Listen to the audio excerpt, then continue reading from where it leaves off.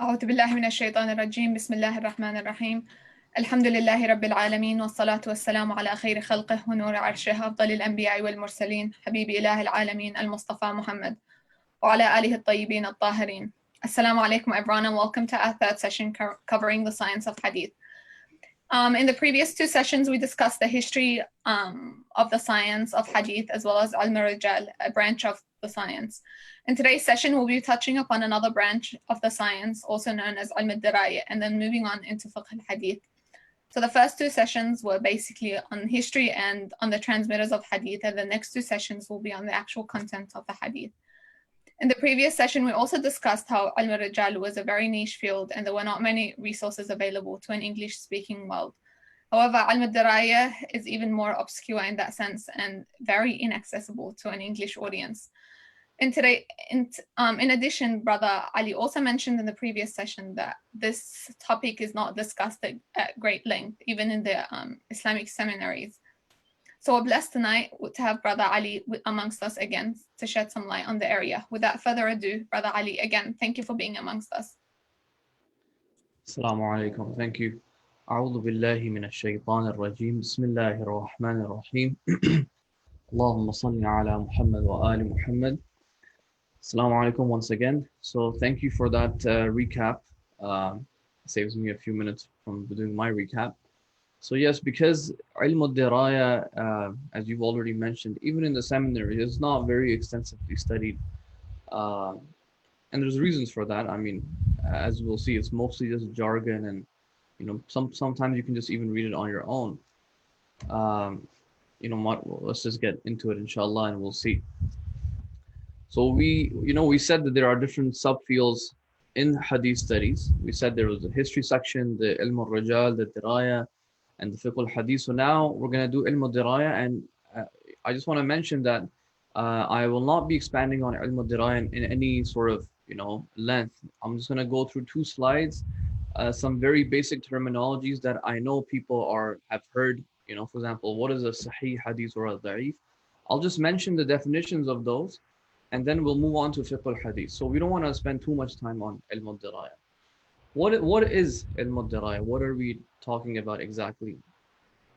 You see, with any subject, any science, any discipline, when the scholars are studying it and working on it and expanding it, as the scholarship grows and the content and the discussions within it grow, usually what happens is that the experts in that field, they're gonna feel the need to formulate and organize some sort of jargon for that discipline. Okay, and that's why do they want to do that? The reason why they want to do that is that so they can communicate their ideas with one another, or they can identify certain things within that discipline and classify them and so on. And this is true for any discipline, okay? Not just disciplines within the Islamic sciences, anywhere you're going to have certain jargon. And also what happens is that in order to know this jargon, you have to study that discipline, because sometimes that same word may be used in different meanings in different sciences. Okay, for example, a very good example that we learned very early on in the seminary is the word qiyas. Okay, qiyas, before going to the seminary, the only understanding I had was that the qiyas that the Ahlul Sunnah do in their fiqh, in the way that they derive their law. But when you come to the seminary, no, qiyas is actually you are supposed to do. It's very, very necessary to do, but that qiyas is the one that is studied in logic, for example, mantiq. So it's like it actually has two different meanings in one sense. So, but it's just too technical, it's just jargon basically. You need to know that jargon. So likewise, in ilm al-Dirayah, you need to understand what the jargon is actually saying. So by that context, ilm al-Dirayah is then a subtopic which discusses these terminologies, okay, and then we can help us, it helps us classify the traditions from various different perspectives, okay, from the perspective of its chain of transmitters, okay. If the individuals are all trustworthy, then what do we want to call this hadith? Or if all of them are trustworthy but one person is not a Shia, how do we classify this hadith? or even the content. If it's a vague, the content is vague, what are we going to call this? If the content is very explicit in its meaning, there's no possibility of it meaning anything else, what do we want to call this? So on and so forth. There's all of these, terms, hundreds, by the way. Like when I say there's a lot of terms, it's like, hundreds of terms. And hence, we're not going to, go through that many terms. We'll just summarize. We'll just mention, just very, very important and the more terms that are very popularly usually heard as well. So that first division you want to look at is dividing a hadith up from the perspective of its quantity. Okay, so let's say we have one narration, we say that the Prophet, for example, said something, or an Imam said something. This statement of theirs, how many times has it been narrated from the original time that it was uttered? Okay. So let's say the Imam says something, or the Prophet said something. From that time that he says it, how many people, for example, heard him say it that they went on and then narrated it, transmitted it? That's what we mean by quantity. So from the perspective of its quantity, there's two options. Either that hadith is going to lead us to certainty, okay, meaning that transmission is going to lead us to certainty, and in that case we call it mutawatir. We say the hadith has tawatur. It is basically widely transmitted, and there's no gaps in it or anything like that. So for example, very popular example is the statement in Ghadir, in the day of Ghadir, man kunta mawla fahada aliyun mawla or fa aliyun mawla. That statement was heard by many people, hundreds of people, and then they also then went and transmitted it. Hundreds of people went and transmitted it as well. And that, they say, by definition, is going to lead you to certainty. There won't be any room for doubt on that report. Now, obviously, by the way, they have conditions for tawatur. Like, it's not just that any report that is, you found it, you see it in the books, and like dozens of people are narrating it, you're going to be like, okay, this is tawatur. No, there's other conditions as well.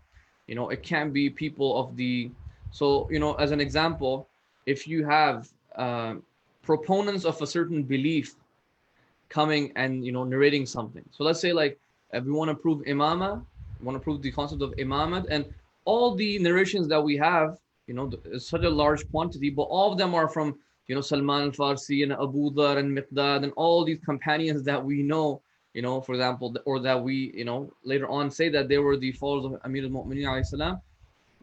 That's not going to give you tawatur, because you're going to be like, okay, well, these are the same people. Like, these people have an agenda, could have an agenda. Okay. Or likewise in the Ahlul Sunnah books, they have tawatur for the praise and the lofty positions of some of the companions. They have tawatur. There's no doubt they have, as per the definition, they have tawatur. But how do we critique that? We say, well, look, these are all people that had an agenda already. And there is definitely room here to doubt, and could be a fabrication and a conspiracy and so on. So there are conditions. It's not just that somebody just widely transmits a hadith. There's a widely transmitted hadith, and then it's going to lead you to certainty. So you have to weigh both sides of the equation. But then you have narrations that don't sort of inherently lead you to certainty. And this is, by the way, the vast majority of the hadith. Now, I don't want you guys to be thinking that, oh, wow, it doesn't lead to certainty, and then that's it, like, close the doors of knowledge, and, that's it. No, that's not what they mean. But what they mean here is that, see, the certainty in tawatur is one that it's a type of conviction where you're not going to give any, reasonable possibility of it being false. But when it comes to khabar wahid, there's a degree, there's a gradation. Okay, sometimes a khabar wahid, by the way, so a report that does not lead to certainty is called khabar wahid. And even within khabar wahid, they have other divisions, mustafid and so on. But let's just stick with khabar wahid, a solitary report. A solitary report, they say inherently on its own is not going to give you certainty. Why? Because just one person narrates to you, and you may not get certainty on its own, unless there are other contextual, clues and contextual alibis and all those reasons, within that report. in which case that you may actually get convinced as well with a khabar wahid. You may get convinced. So, but that's the definition that they're using. So khabar wahid can, range from things that give you, conviction. You're convinced that this was said, even though, it's a solitary report. The quantity is not that much. Maybe only two, three transmissions of that one single statement from an imam. So that's still khabar wahid. But, sometimes it can give you conviction. And then, yes, sometimes it will not give you conviction. You're just going to be speculating on it. You're going to say it's possible the imam or the prophet said this. And then how this is treated, whether it's in fiqh or in dealing with theology or dealing with takwiniyat, like, physical realities, how it is dealt with. Sorry, no, it doesn't have to be physical realities, it's just reality, external reality. It can be material or immaterial. There's all these discussions on it at that point. Okay, so when it comes to fiqh, some scholars will say, well, certain types of ahadith which are khabar wahid and they're speculative even, you may have to accept them and believe in them and act upon them. And as I said, these are all very, very lengthy discussions. Like, it's too lengthy for me to even, touch upon it right now. But that's from the perspective of the quantity. But I think what people are more familiar with the terms are this second division, which is the division of hadiths from the perspective of the narrators. And I think if the participants can pay attention a little bit over here, because, so many times, like, we get asked, oh brother, like, is this hadith sahih? Okay, now the word sahih amongst the masses is not like, when the masses ask that question, they're probably just asking, like, can we say with conviction that the imam said this? Okay, that's usually what people mean when they say, or when they ask, is this narration sahih? But you see over here, the word sahih, the technical term sahih, has nothing to do with that actually. It's got nothing to do with whether you're convinced that the tradition was uttered by an imam or not. Absolutely nothing. Sahih is just saying that every single transmitter, every single authority which is transmitting basically the chain, they are considered to be thiqa, reliable and trustworthy individuals. Okay, if the chain has individuals who are trustworthy, every single one of them, that narration is going to be called sahih. It doesn't say anything about you getting convinced of the narration or not. If you recall in the last session in Ilm al-Rajal, the last narration that I quoted as an example, where it was talking about doing blasphemy and slandering people who are AhlulBayt. This was in the last session. People who create innovation, you can slander them and so on. And I said, some fuqaha even gave a fatwa on this. That narration was sahih. Okay, in this definition, meaning the narrators were all authentic, reliable. But despite that, some fuqaha, some jurists said that we're not convinced about this narration, because it's khabar wahid and we have other reasons to dispute its content. Like, we don't have that conviction that this was actually said by the Prophet or by the Imam, even though the narration is considered to be sahih, meaning the transmitters are all reliable. That's all that means. Okay, that's all that means. Then then you may be wondering, then why is it called, like, why are you calling it sahih? See, these get a bit more technical. Like, depending on which narration it is, whether it's sahih or hasan or muwaththaq, da'if, so on, they have their own respective discussions in usul al-fiqh, where they say, okay, well, is this hujjah or not? Is this binding or not? Can we act on a hasan hadith or no? Can we act on a muwaththaq hadith? They have all these discussions, which is why this terminology becomes a little bit important and relevant in those discussions. So, as I said, sahih is any narration where the narrators are all imami, they're Shia, and they're all trustworthy. A hasan hadith which is classified as hasan, is also a hadith that has all narrators, all imamis, Shia, but one or two or however many narrators within that chain, they don't have an explicit we don't have an explicit evidence for their being trustworthy. Like, there's nobody who came and said, this person as thiqah, for example. But we have praise for them, like people have praised them. So this example I'm giving, for example, in this hadith, Ibrahim bin Hashim. Now, by the way, Ibrahim bin Hashim, like don't get too bogged down by the examples. Like there's dispute on Ibrahim bin Hashim. Like many scholars consider him to be thiqah, trustworthy.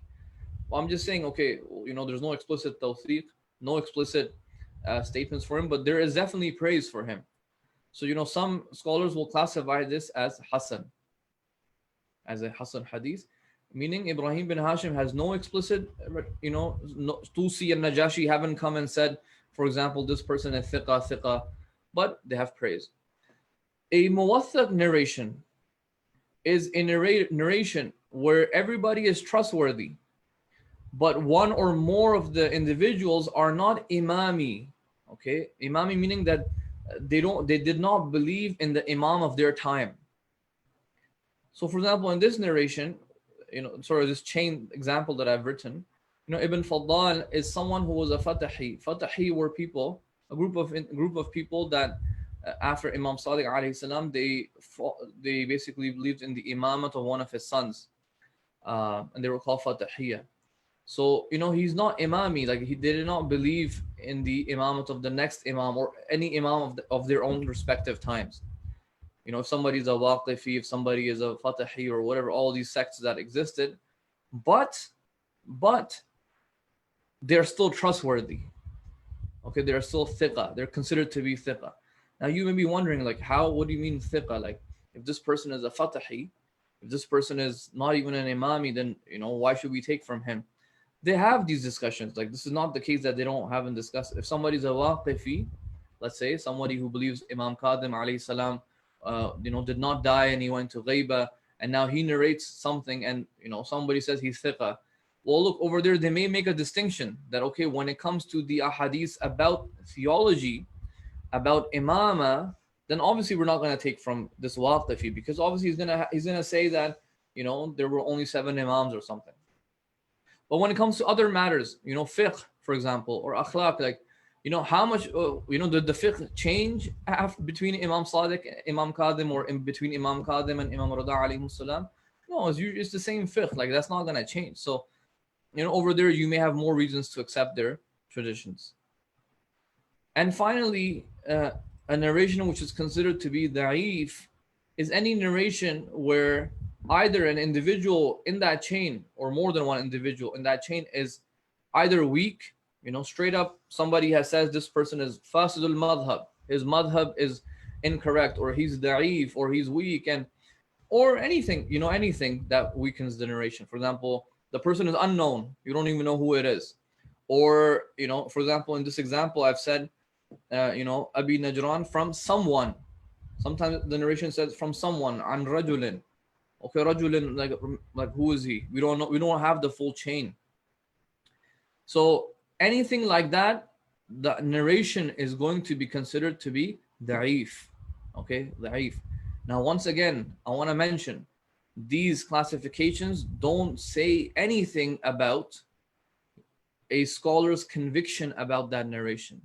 You can have a da'if narration, meaning the narrators are weak, but some scholars may be convinced that this narration is from the Imam or from the Prophet. Okay, we have too many examples of this. Too many. I just want to make it clear that these terminologies do not mean anything, don't have any implication, necessarily speaking, with the conviction one may get.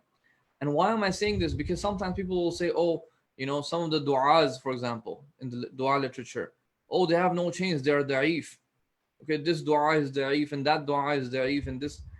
Look, just because it's da'if, it simply means that either the chain is not complete, it's broken, or somebody is unknown in that chain. Doesn't mean necessarily that you cannot establish its content and attribute it to the Imam from some other way. Okay, maybe there are multiple narrations of that du'a, or maybe you can find the same statements in other narrations and stuff, and you can say, well, look, this is the same thing. In this du'a, nothing new is being said.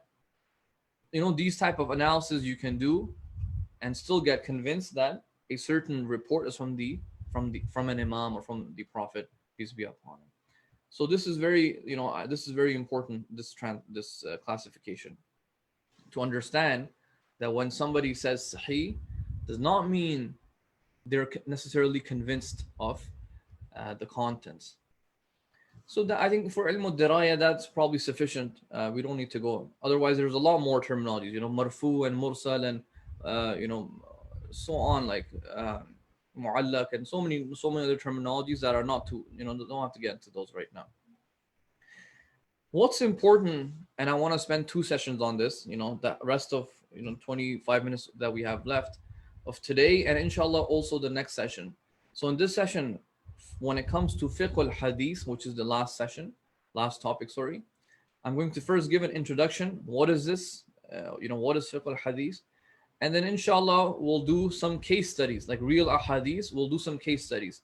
And my hope here is to just get people, just give the participants a little bit of exposure that, look, understanding a hadith is not as simple as, you reading an English translation of it, or even if you know Arabic, just reading it, figuring, like looking at its meaning and saying, oh, this is what the Imam meant.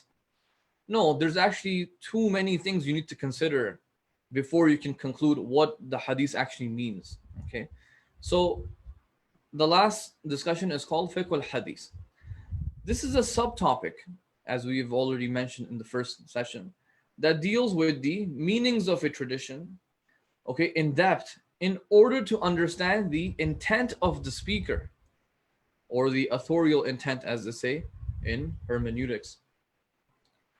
And perhaps the narration that has inspired this study is from Imam Sadiq alayhi salam. I believe this is from the book Ma'ani al-Akhbar. سمعت أبا عبد الله عليه السلام يقول أنتم أفقه الناس إذا عرفتم معاني كلامنا. So the narrator says that I heard Imam Sadiq alayhi salam say that you are the most learned of people if you know the meanings of our speech, our kalam, which shows that there is this encouragement to actually just sit for a moment with patience and ponder over what is being said, so you can actually understand what the Imam meant. Okay, and there's also context to this statement of Imam Sadiq itself. There's a lot of context to it as well, which is when we study history of Imam Sadiq's time and how they were speaking, and how when there was taqiyya and when there was not taqiyya, and all these discussions. This statement of Imam Sadiq itself becomes very clear. Why did he, why is he encouraging the companions, to do this? Okay, so now, look, we've done a little bit of history. We've done ilm al-rijal and we've done ilm al-dirayah. We've sort of, the presumption here, by the way, is that we've sort of figured out, how to prove that a certain tradition is from an Imam. Okay, at a first level.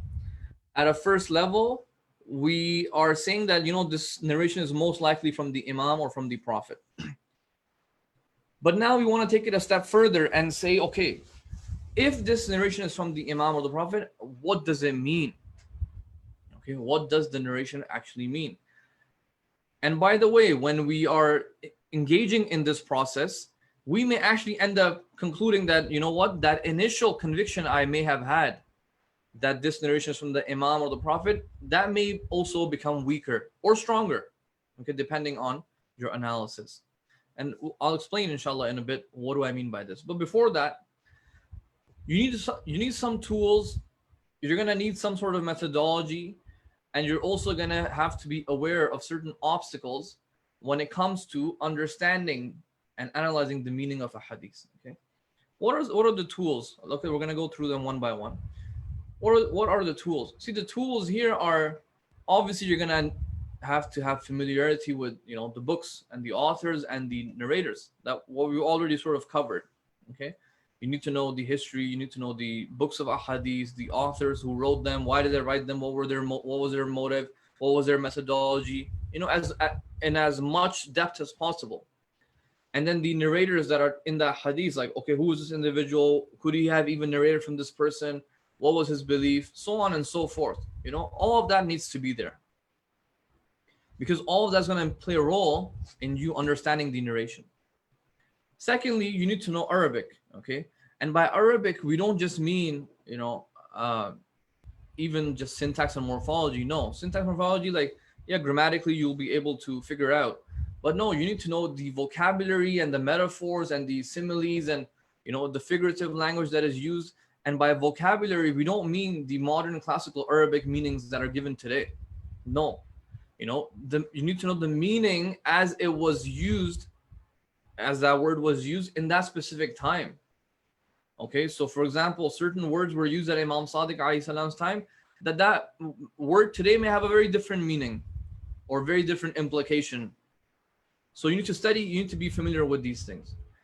Obviously, you need to know history of that time, history of, the different trends and the different movements that were happening. If you're going to be, analyzing a hadith on kalam, on theology, from Imam Sadiq or even Imam Qadim or Imam Rida alayhi salam's time, you need to know what was happening in Kufa or Baghdad, or even sometimes in Medina, Basra. You need to know what was happening, because these narrations were not being said in a vacuum. There were things happening in the Muslim world. Okay, there were movements happening. There were people were even being imprisoned and killed and so on for certain discussions. You need to know that so that you can understand what is being said. And obviously, you need to have some sort of general knowledge as well. General knowledge, I mean, like, just basic knowledge about science and psychology and economics, even, all of these things, how the body works, biology, all these things are important. Why? Because sometimes you may have a tradition which says something, just a very simple example. For example, Ibn Khaldun, in his al-Muqaddamah, Ibn Khaldun was a sort of like a historian and sociologist. In his Muqaddamah, when he wants to weaken a tradition, about Prophet Musa and so on, he says the Bani Israel had, I don't know, this many, their population was this much. And he says it's a very large number mentioned in the traditions. And Ibn Khaldun says, look, this is impossible, because if they lived or they went to fight in a certain valley, I believe that's what he's critiquing. This is from many years ago, I'm recalling from memory. He says that this many people, whatever the figure was, cannot fit in this specific valley. Okay, so he's using his knowledge of geography and just like basic math to say, like, look, this amount of people, however many it was, okay, let's say 100,000, they cannot fit in this. There's a certain valley, they can't fit there physically. It's not possible. So, he's going to use that to end up weakening this whole report. So I said, look, it's not possible, so this couldn't have happened. So, this sort of general knowledge is what I'm talking about over here. So, these were some tools. Now, you also need some sort of methodology to, be able to further weaken or further strengthen a report. Now, once again, there are too many different things that you can bring over here. I'm just mentioning 2-3 these are just examples. So, as an example, let's say you now have a tradition in front of you. Even say the chain is authentic, but let's say it's like 10 pages long.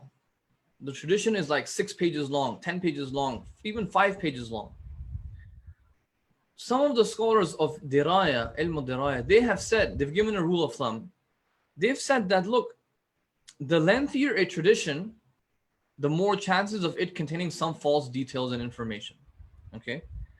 If that's the case, what happens then is that if you are now dealing with this tradition, you're going to have to be very, very cautious, because how sure are you going to be that every single word and every single statement in this tradition, which is, let's say, 5 pages long, how sure are you that it was actually said by the Imam and the narrator himself didn't just, add some of his own, as we say sometimes in Urdu, like add his own masala to it, add his own sort of spice to it, okay, and flavor.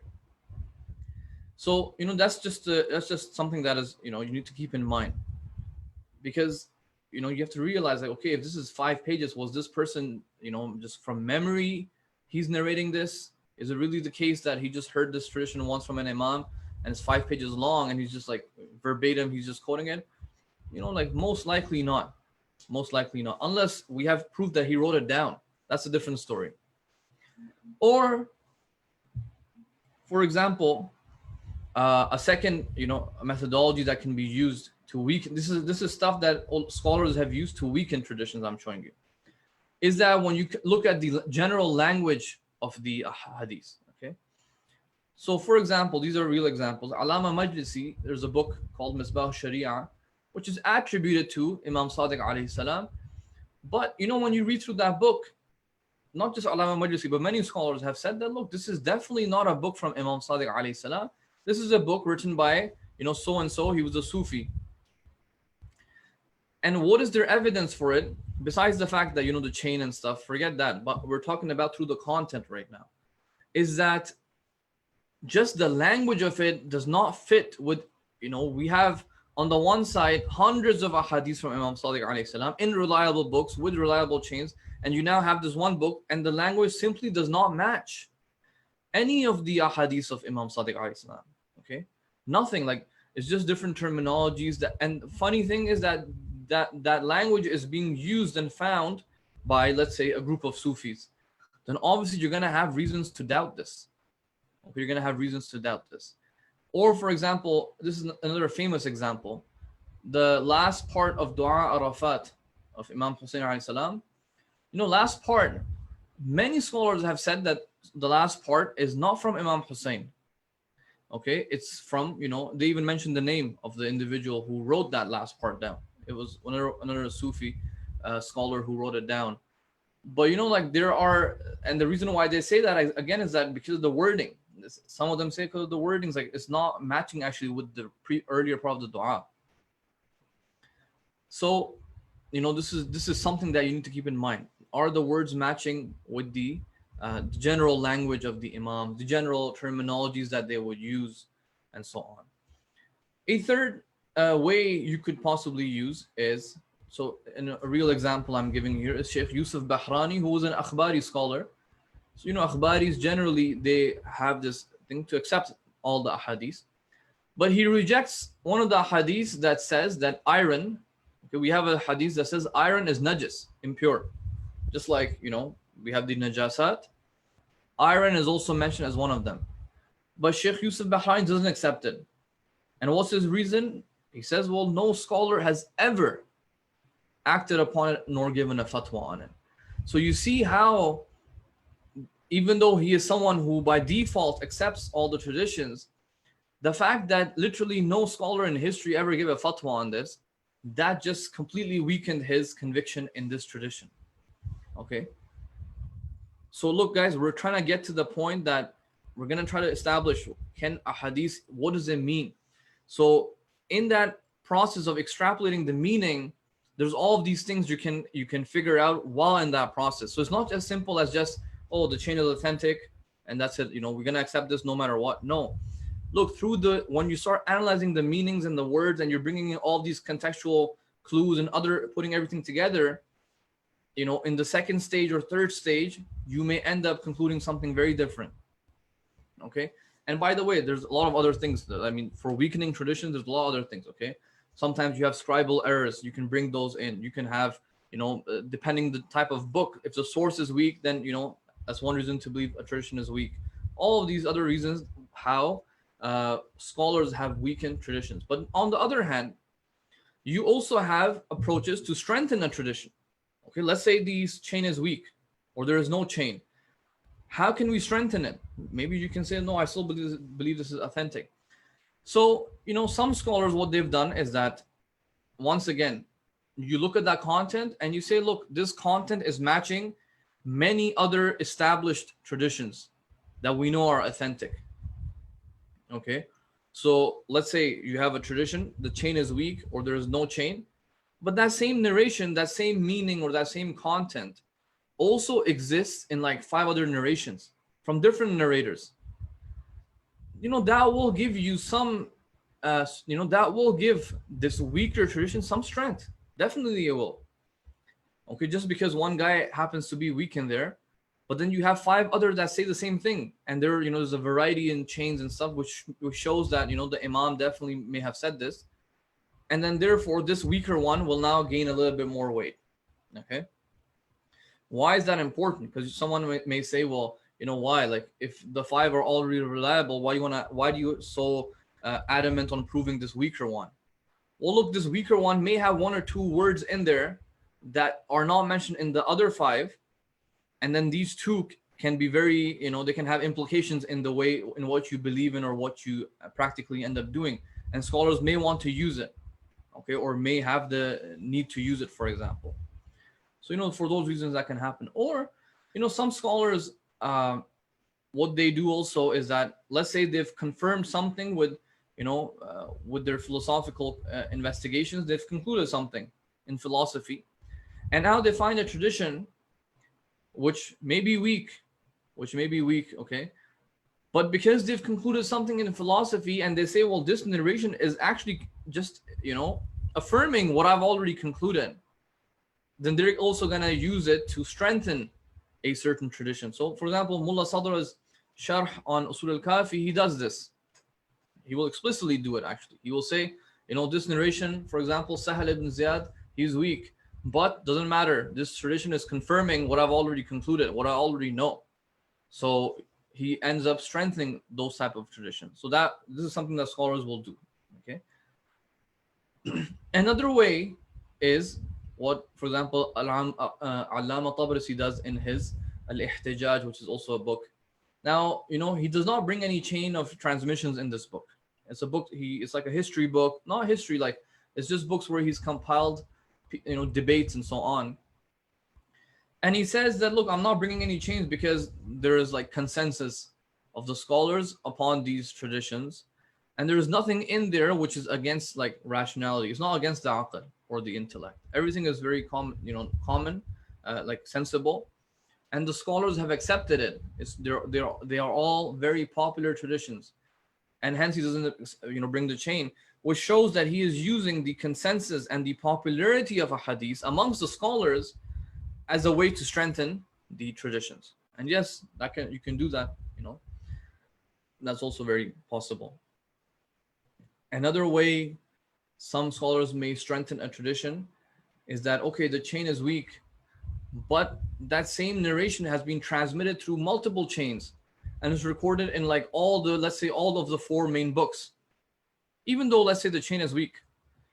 But look, the fact that it's been narrated in all of the 4 main books, whose authors are, not just some, guy on a street. No, you have Sheikh Kulini, Tusi, these big guys, they're narrating it, and the chains are also different. Means that there's a variety of individuals narrating it. Yes, one guy may be unknown in it, or one guy may be weak in it, but the fact that there's a variety in the chains can also help you strengthen a tradition. Like, you're not gonna just discard it so easily by saying, oh, this is weak. No. So this is something scholars will use, because at the end of the day, the probability of it being true increases. Okay, it will increase. So that's some of the things that had to do with methodologies or ways to strengthen or weaken a tradition. Another thing that is used as far as methodology is concerned is this idea of forming a family of narrations. Okay, you want to understand a tradition. One of the best things to do is try to find the similar variations of that same hadith in the books, because once you gather all these hadiths on that same subject together, the meaning will become a little bit more clearer.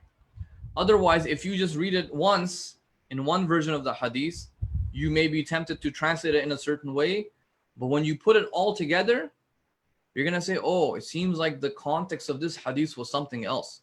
Okay, so one example I've given, and the reason why I'm giving this example is because this is, one of those hadiths which has been translated in so many different ways. Okay, even in translated and also understood in different ways.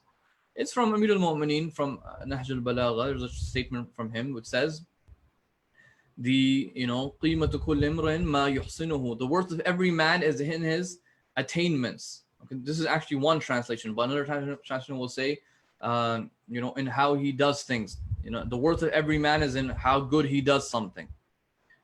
Okay, so it's like, to do with his physical or worldly attainments. That's what it seems like.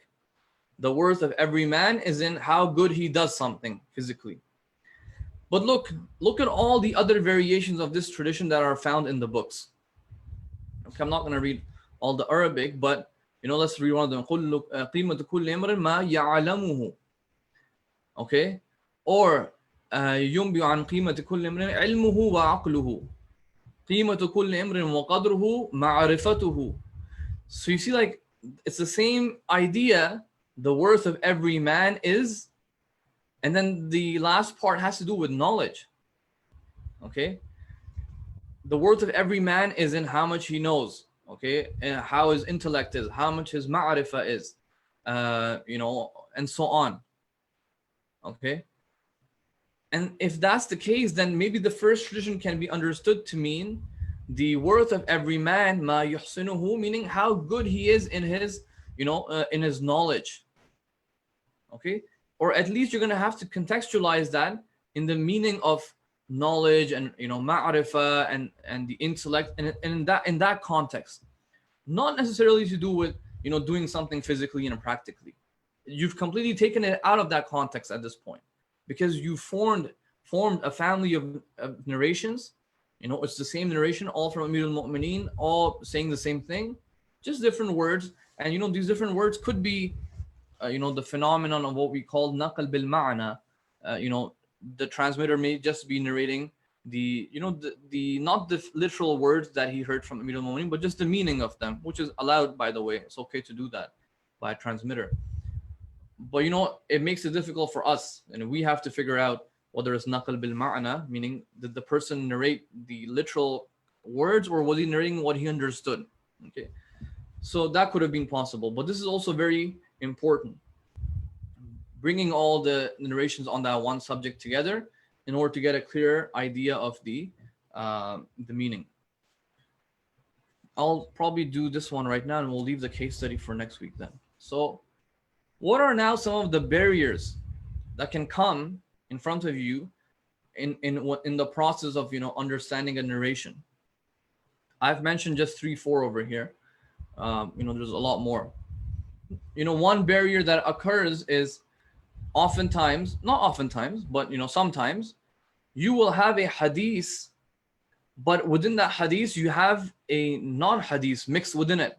Like you will have the opinion of a narrator in it, or you will have a statement, or sometimes like maybe the manuscripts got confused, and the next scribe who was writing it down, he wrote the hadith, but then he thought that, okay, maybe this other part, which is just written by a scholar, he may think that this is also from the Imam, and he just adds it together, and then the version that we receive is that version, and it seems like it's all just one tradition. Okay, so I've already given the example of Dua Arafat, like the last section, Ilahi an al-Faqir fi ghinaya, like that whole section. Many scholars have said this is not from Imam Hussain alayhi salam. Okay, this is actually just by somebody else. Or one of the ways that scholars use to say that this statement is not from the Imam is if the hadith says the word ya'ni. Okay, ya'ni means like it means. Okay, that's what ya'ni means. I'm sure if you're around Arabs, like you've probably heard them say that a lot, ya'ni. But if it says it in a hadith, it's like, let's say someone comes to the Imam and they say, Imam, what is the ruling on so and such? And the Imam says the ruling, for example, the kafara on fasting is, feeding 60 people and so on. Ya'ni it'amu something. He just throws in a ya'ni. They say this word ya'ni shows that this is not from the Imam. This is the narrator coming and explaining what the Imam meant. Okay, otherwise, like the Imam's already mentioned what he wanted to say. He's not going to come and say ya'ni. Okay, these are just things that you need to be watchful of when you're trying to understand the narration.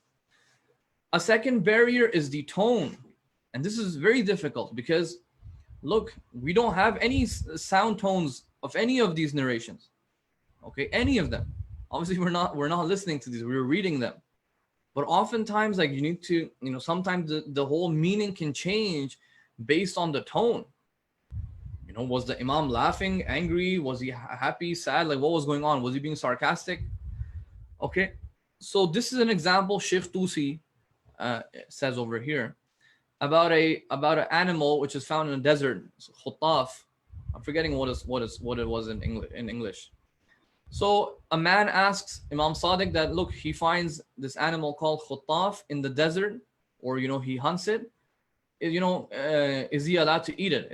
Are you allowed to eat it? Now look, we have other narrations that say khutaf is not allowed. You can't eat khutaf. Okay, it's haram. The Imam responds, huwa mimma yu'kal. Okay, it is from those things which is eaten. Now there's a contradiction. On the one side, we have narrations that say khutaf is haram to eat. This one says, huwa mimma yu'kal. Yeah, it is from those things that you can eat. Shaykh Tusi says, this is very interesting. He says, read this in a sarcastic tone. Okay? Because if you read it in a sarcastic tone, then you're not going to say, oh, Imam is saying it's allowed to eat. Because Imam is sort of showing his disgust, or he's saying this is so absurd. Huwa mimma yu'kal. Is that something to eat? That's what Shaykh Tusi says, how you need to reconcile this with the other traditions that say it's haram. The guy comes and asks, are you allowed to eat this? Imam's like, is that something to eat? So it's like a sarcastic, rhetorical question. So, this tone needs to be, it can also be a barrier sometimes in understanding the meaning. See, if you don't bring that idea of tone here, you're going to be stuck with the contradiction. You're going to say, okay, I don't know what to do over here. Like, this is a clear contradiction with the other traditions. Another barrier that exists in in understanding the hadith, which is tashif, and this is very, very widespread, unfortunately. Very widespread. I mean, the scholars who are doing ijtihad and studying a hadith, they know this, and you have to be very watchful of this. Tashif is the idea of scribal errors. Okay. Copy, like the guys who are copying the narration, the manuscripts, the mistakes that these guys make. Okay, why are they making these mistakes? Because sometimes the words are so similar, ha looks like a kha and kha looks like a ta, and all these things, and they end up writing the word wrong. Okay, and then by the time it comes to you, you think this hadith says this, but when you find a different manuscript for it, you'll realize oh wow, that's not even the word was something else. So I'll just give some quick examples. This is a real example from fiqh, as we say that it is not allowed to cry in salat for the worldly matters and so on. Now in that discussion they say, what do you mean by crying? Is it just crying and sobbing without any tears and tears? Or does it have to be with tears? Okay, what's the ruling? You may say, why is this even a discussion? Well, the discussion is because we have a narration, but it has two different manuscripts. One says buka without a hamza, and one says buka with a hamza at the end, as I've written over here. One, buka just means, just sobbing, and no, doesn't have to be tears. Just merely crying, even without tears, that's going to invalidate your salat.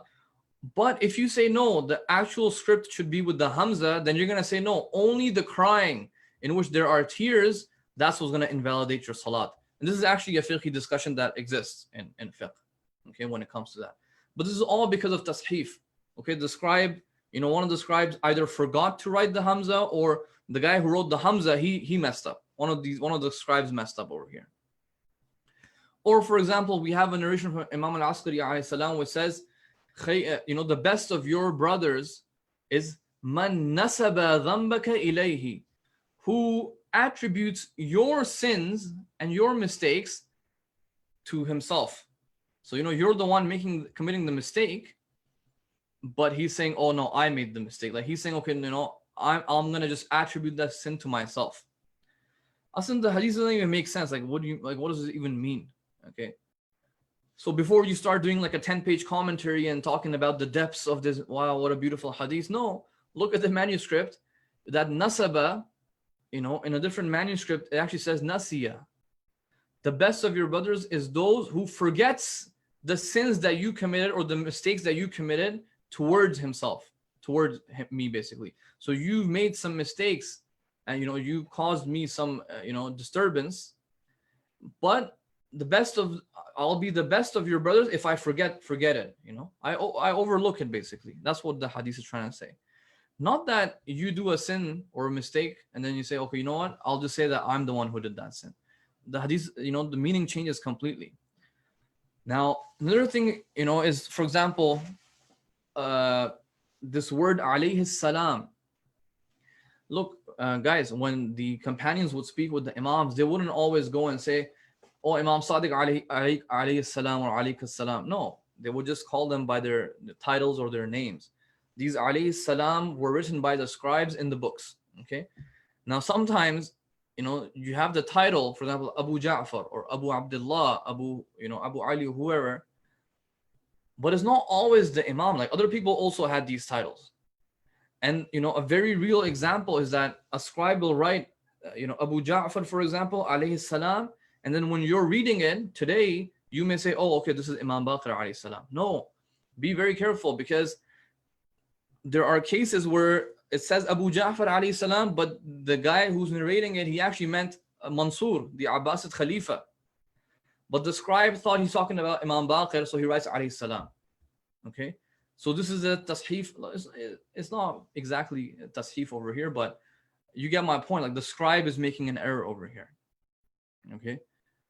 And that can completely change, the meaning of the hadith, the meaning of what is being said, how you're going to look at the hadith and so on.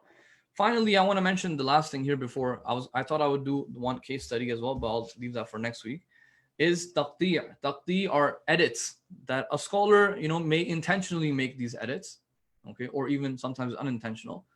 But taqti' is essentially the idea that you have a narration. Let's say you have like a 5-line narration. A scholar only wants that one sentence in the middle because that's what's relevant for him in a certain discussion. Okay, he only wants to cite that middle line, and he takes it and he puts it. Now you go and read that one line in a certain book, and you say, oh, okay, wow, this is what this means. But when you actually look at the original 5-line narration, that meaning may completely change, because you're going to say, oh, whoa, the context of this one line was something completely different. Now we have a real example for this as well. I believe this is from the books of Ahlul Sunnah. But for example, anyways, it says, the bad omen or bad luck is in 3 things. Al-furas wal-mar'a wad-dar. The horses, the woman, and the house, ad-dar. So, all these women will start saying, oh, what do you mean we're bad luck? Why are we bad omen? But look, this is some guy decided to do taqti over here for whatever reason. But when you look at the full tradition in some other book, it says, كَانَ أَهْلُ الْجَاهِلِيَّةِ يَقُولُونَ. The people of Jahiliyyah would say, إِنَّمَا الشُّؤُمُ فِي الثَّلَاثَةِ. Okay? That bad omen is in 3 things. But if you were just to, read that first line, you're going to be, wondering what on earth does this mean? And, some guys will actually, because they haven't investigated everything, they'll take it as a narration. And then they'll give you lengthy commentaries and lengthy explanations and the deep wisdom behind these traditions. And, whoa, this is what the Prophet meant. This is what the Imam meant. When it's like, brother, just, it's not even a hadith, or this is not what even the Prophet meant. It's talking about the Ahlul Jahiliyyah. And this happens a lot, unfortunately. Okay, like I've seen it too many times. Like someone will come and do like a commentary on a hadith, like a lengthy commentary. And when you actually investigate the narration, you're like, okay, wait, this is not even from the Imam. How did you even prove it's from the Imam? And you decide to go write like a 2-page, 5-page commentary on a tradition. So these are the things that need to be, these are some barriers that can come in, understanding a narration, establishing even a narration, strengthening, weakening, and so on. All of these are tools and stuff that we use for fiqh al-hadith. In the next session, inshallah, sorry, my time is up, I know. In the next session, we will go through a couple of case studies where what we've just learned briefly in fiqh al-hadith, we're going to actually go and apply it now.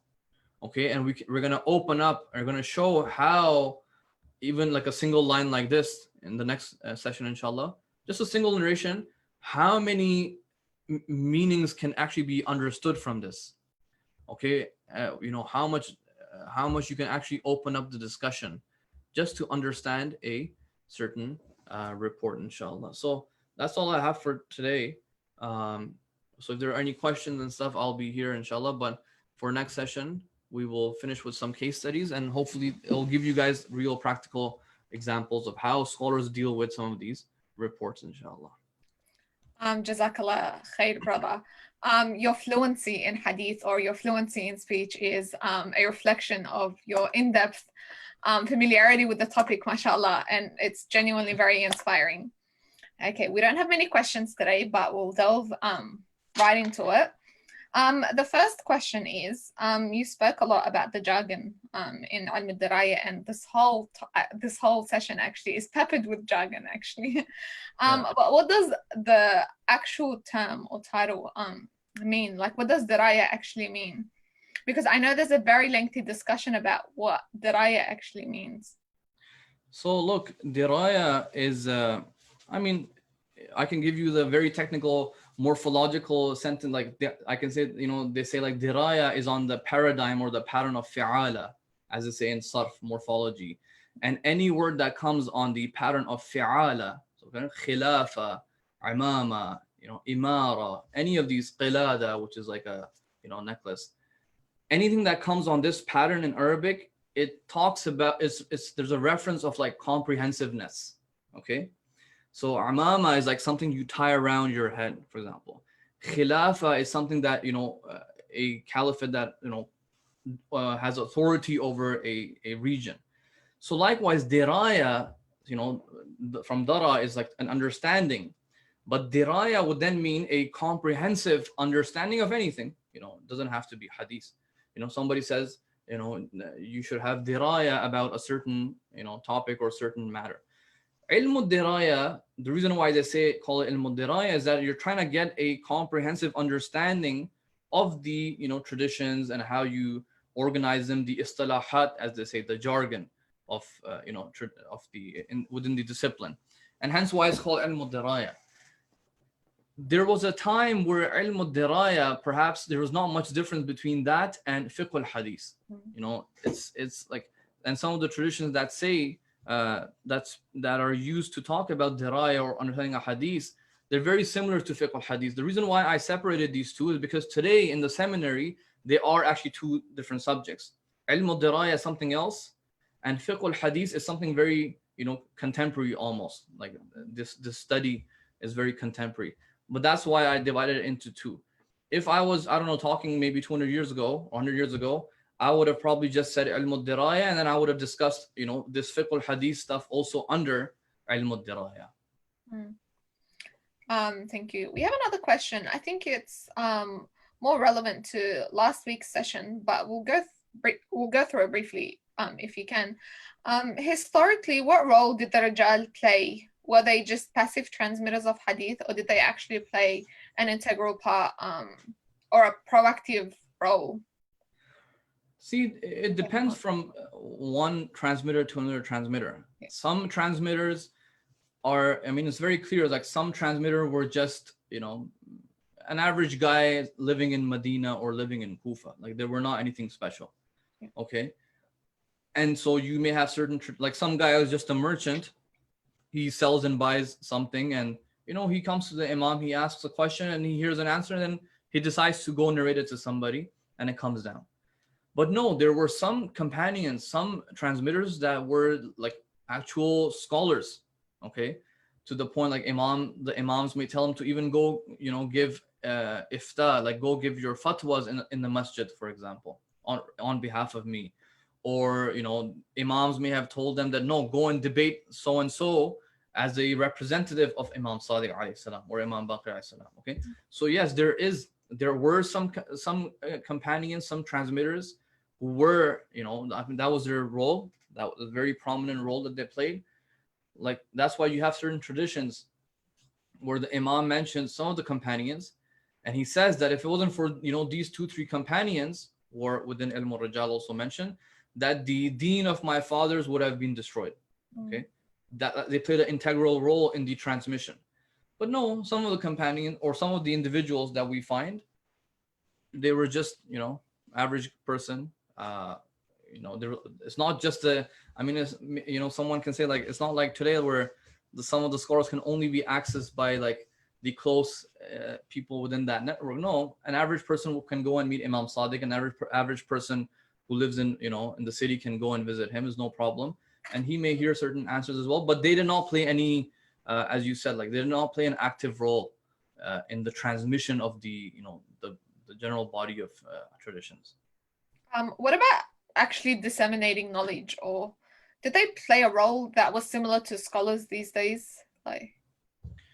So see, like you have to see, like, what do you mean knowledge? Like the nature of knowledge was not as extensive as it is today. Like it was becoming extensive, okay, especially during the Abbasid era.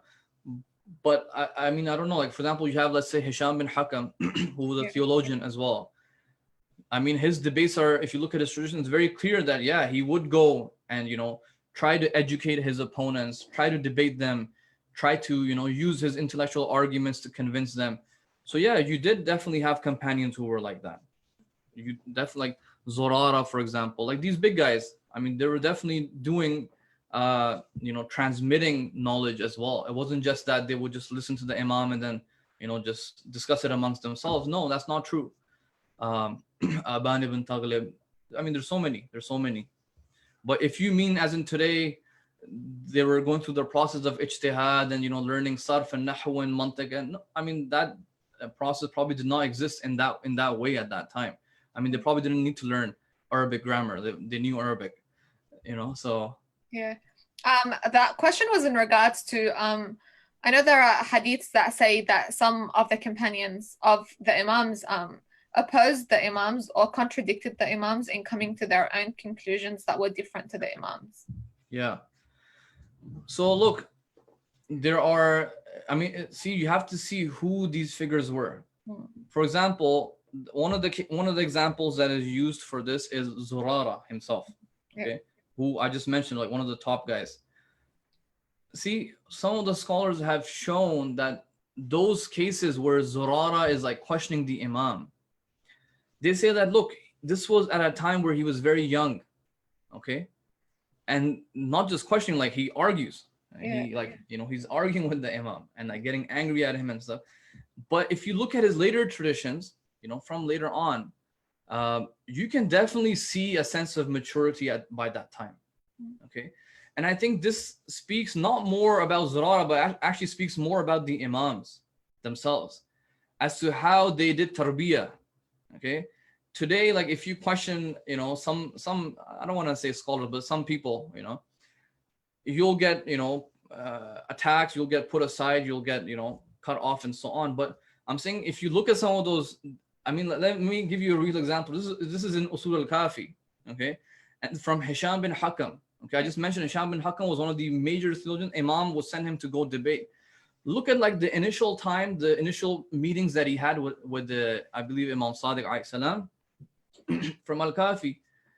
And Hisham comes to the Imam and he asks him, I don't know how many hundreds of questions. And he did not agree with the conclusions of Imam Sadiq. And he says to him, he says, you stick to your fiqh. He says to Imam Sadiq, like, stick to your fiqh, like don't come into kalami discussions, like you don't know much, okay? And the Imam tells him, like, Imam like responds to him as well, that look, if anybody who knows like theology, it's us. But I'm trying to say, like, look, this is when they're still young. Hisham was a new convert, for example, like they're new, they don't have that same understanding as they develop later on after many years. But in the later traditions, you don't see any of that sort of conversation. You don't see them questioning or belittling or saying, oh, you don't know anything, or this is my opinion. So this is also within Fiqh al-Hadith, you can understand this, and also within historical discussion, that if you can pinpoint the time in which this narration was being reported, you can also figure these things out. Okay. Otherwise, if you just read a hadith from Zurara where he's being angry, you're gonna treat his 30, 40, 50 years of his life as like one instant, like they were all same personality. Which human is like that? No human's like that. You're gonna have, every month some people change, but we're talking about decades over here. So definitely the Zurara of the Imam Baqir's end or Imam Sadiq's time is not going to be the same as the time at the end of Imam Sadiq alayhi salam. It's going to be a huge difference. So yeah, so those companions that often would you find certain reports where they saying, okay, I have my own opinion and so on. I think that's one way to contextualize some of their responses. Thank you. Another question is, you spoke about acting upon hadiths. Can we act upon something solely by looking at hadiths? Obviously, that would differ depending on what the matter is. But like, what do other factors, such as the Quran or aql, what other factors are there do we rely upon to come to a conclusion? See, when we talk about acting on hadith, we've already entered into the realm of fiqh. Yeah. Okay. And once you enter the realm of fiqh, I mean, mainstream views are that you have to do taqleed no matter what. Okay. Unless you want to do ihtiyat. I don't know who does that. But, you do taqleed. And when you do taqleed, then it's at that point the job of the jurist to figure all these things out. Okay. So will a jurist just look at one single tradition, and then just give a fatwa just by looking at it? No. I mean, when you read the Dars Kharij notes, or you even attend some of them, I have not seen any scholar ever do that. Okay, it's just, that's not how it happens, right? So for every single fatwa, they will do a very lengthy discussion. So they will bring all the traditions. Look, sometimes the Quran, sometimes is not mentioned, not because Quran is irrelevant, but there's nothing about that topic in the Quran. Okay, let's say I'm talking about some very particular ruling about salat or tahara or I don't know, Psalm. The Quran doesn't say anything about it. Quran just says, kutiba alaykum as-siyam. That's it. Like, your fasting is wajib on you, and mentions the time, but doesn't mention any details. So yes, in those discussions, you will not bring the Quran because there's nothing in the Quran. Now, I think your question may more be that, okay, if there's one single tradition, but it may be in conflict apparently with something within the Quran, correct? And can we act on it? I mentioned earlier in the previous Rijal one, if I can, I don't know if my screen is still open. I'll just open it quickly. I mentioned this point for this reason, this one, where I said, is the chain relevant or is it just a means? And I gave this example of the tradition which said, slander people who are, people of innovation and doubt, and defame them and backbite them and so on and so forth. The reason why I gave this example was to actually shed light on this aspect, right? Which is, some scholars have given a fatwa on this because the chain is authentic. And some scholars, for that same reason that you were mentioning earlier, that, what about the Quran? They'll say the Quran does not teach this type of etiquette whatsoever. And hence, they will use that to weaken this tradition. They'll say, no, I'm not convinced that Imam Sadiq or the Prophet, told us to do anything like this. From the general ethos within the Quran or even the other traditions, they're going to say that. But another scholar may say, no, why is this in conflict with the Quran? The Quran, yes, the Quran will say, be ethical, be moral, don't insult, don't backbite, don't, slander and so on. But this tradition is mentioning an exception to that rule. You see how they can respond as well? They can say, well, this is an exception. Do you not have exceptions in religion? Like, ila mashallah, you have tons of exceptions. Every ruling you have this exception and that exception. If there's an emergency state, you can eat the khinzir, you can eat the pork, swine, flesh, right? So likewise, this is an exception. It's not against the Quran. I'm just trying to show you how both sides will bring their arguments. So it's not as simple either as saying, well, this is going against the Quran. Like, you have to show how is it going against the Quran. In a technical manner, you have to show it. Okay. Speaking of that, you said that you need tools or you need primers when you approach hadiths. What's your advice to people who come across problematic, so to say, hadiths? And you spoke about that hadith about the horses, the house, and woman. And there's a proverb that my mother always mentioned mentions it's in Arabic, but it's basically قال لا إله فأجابه كفرت, which means like half of la ilaha, if you don't finish it, it's basically kufr, but you need to finish the whole thing. And it's the same with the hadith you mentioned. So how do you advise people to go on about coming across problematic hadith? You see, I would say a vast majority of Muslims today, their problem with hadith when they come across them is actually a moral dilemma that they encounter. Okay, and I mean, for this, I would first of all recommend studying just the general history of the last few 100, 200 years, the history of modernity, the history of how actually the world changed in the last 200 years.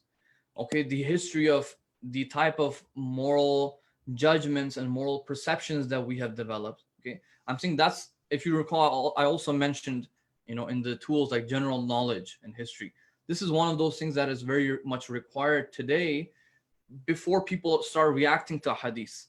Okay, because you will definitely come across things in it. I mean, in the Ahlul Sunnah world, if you look at their apostasy rates right now, it's crazy high. And if you look at these videos, I mean, I'm not encouraging anyone to watch these videos on YouTube, but obviously I do. And you look at their arguments, these people that have left Islam, it's pretty much always, oh, this hadith says this is immoral. This narration said this, oh, the Prophet. I'm saying it's all rooting from this sort of crisis and dilemma. So number one thing I want to say is that, look, first of all, study this and be critical of the, critical of the modern status quo, be critical of that. Secondly, the reason why I expose all of these things about tools and barriers and how many ways is to also, hopefully encourage some level of precaution before you come to a judgment and a conclusion on what this narration actually meant and whether it was something that the Prophet or Imam said or did. Okay. My personal recommendation right now in the English world would be to watch some of Jonathan Brown's lectures. Okay, he's Professor Jonathan Brown. And, for example, for many Muslims, it's very, very problematic to hear when they say the Prophet married Aisha when she was, 9. And, even some Shia scholars, I don't know why they push this idea that she was older and so on. I mean, we have a hadith in our own books, I believe from Imam Baqir, if I recall, that says he married her at 9. Okay, we have a hadith in our own books. So look, that whole argument. Now, I haven't actually studied the historical arguments that they make for, her older age, but I'm saying, okay, let's just say she was 9. As Jonathan Brown says it, like, why is it bothering you? Why is that even bothering you? Because in your mind, you're saying, well, she's a child, and he explains it. He says, no, she was not a child. Who says she's a child? Like, the definition of child has changed just in the last 100 years. The definition has changed. Now, I'm not saying that the definition being changed is wrong, and I'm not saying anything about that. I'm saying that when you want to analyze a tradition from 1,000 years ago, 1,400 years ago, the biggest fallacy most people make is they're applying their moral compass today on what was happening 1,400 years ago.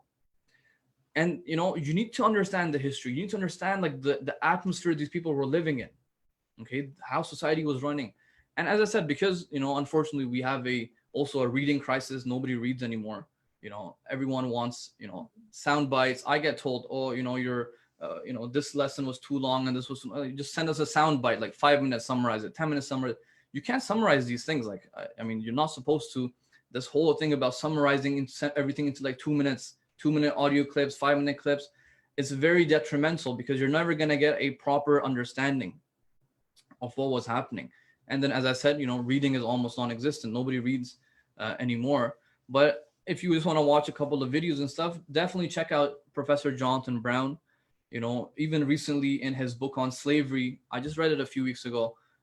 He does a very good analysis of that, of slavery. That's another big thing, right? Like, did the Imams have slaves? Yes, they did. Of course, they had slaves. Okay, the Prophet had slaves. That's a huge thing. Like, people will freak out. What do you mean they had slaves? But look at how Professor Jonathan Brown treats it and deals with it. And, as I said, you can go check that discussion out over there. There's no issue if they had slaves. Yeah, are we saying that, institutionalize slavery today and, bring it back and that's the ideal? No, we're not saying that. But we're saying that them having slaves 1,000 years ago is not immoral. It was not immoral, and there's absolutely no problem with that at that time. As I said, these are discussions that you need to spend at least some time to read into them before you make these before anybody makes these quick judgments and quick arrives at quick conclusions. Also, speaking of Aisha's age, it has also recently surfaced. Like it wasn't an issue for hundreds of years, and I think it surfaced in the last 100 or 200 years. Although, like the Prophets, was under a lot of criticism, especially from the Orientalists, and for something like that to surface now shows that things need to be contextualized. Yeah. Basically, and it's the same with the hijab, to be honest. I understand speaking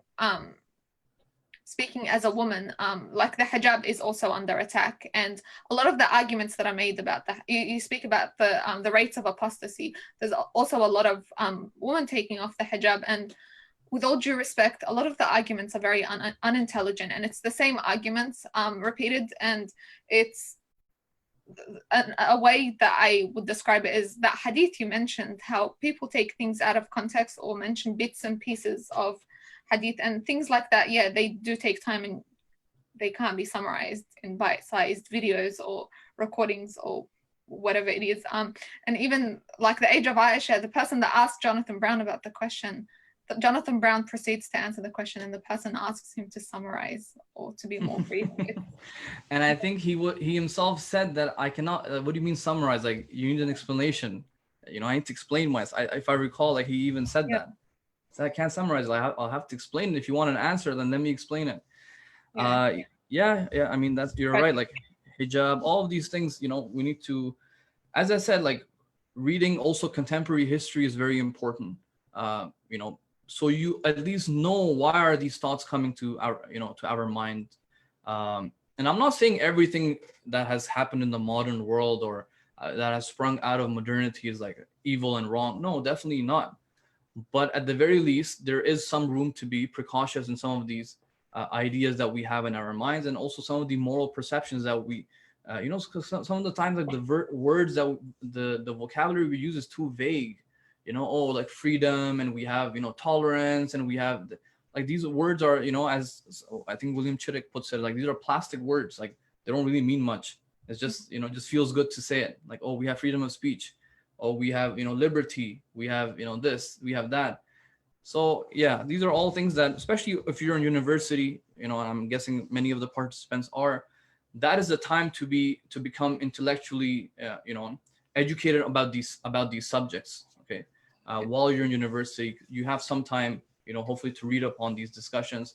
Once, you're older and so on, I don't know if people will have the energy or not to go back. And at that point, like you're stuck in that old status quo that you had, and you're just going to try to keep maintaining it. And by the way, we're not heading towards towards a better situation in the West either. Like these questions and doubts are only going to keep increasing. Okay. And if you're not equipped already, you're going to face a lot of, difficult times and hardships in the next few decades. Okay. So do you have any specific suggested readings or material besides, like about hadith? I know we struggled with finding English references in the last session. So even if it's Arabic or even Farsi. Okay. Yeah. In that case, like, let me, I'll share that with you guys next week, so I can make a list or something. I mean, I do have, even some of the discussions over here for Fiqh al-Hadith, I took it from a book that I read like in my first year or something in Qom, Fahm al-Hadith and stuff. But if you guys want like a bibliography, I'll share some of these books in the next final session, inshallah. I don't have all of them right now off the top of my head. Okay, thank you very much. Do you have any final remarks before we end today's session? No, that's all I have to say, inshallah. Thank you very much for today's session.